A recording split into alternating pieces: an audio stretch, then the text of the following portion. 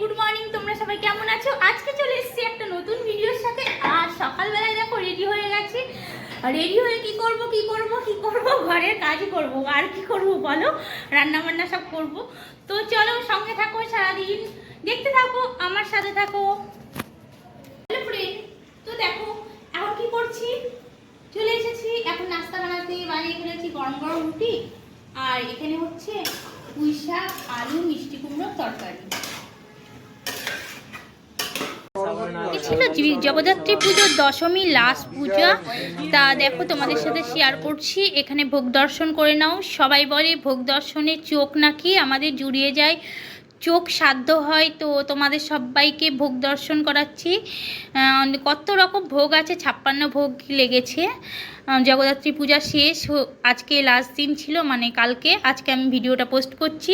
তো তোমরা দেখো 56 ভোগ এখানে লেগেছে।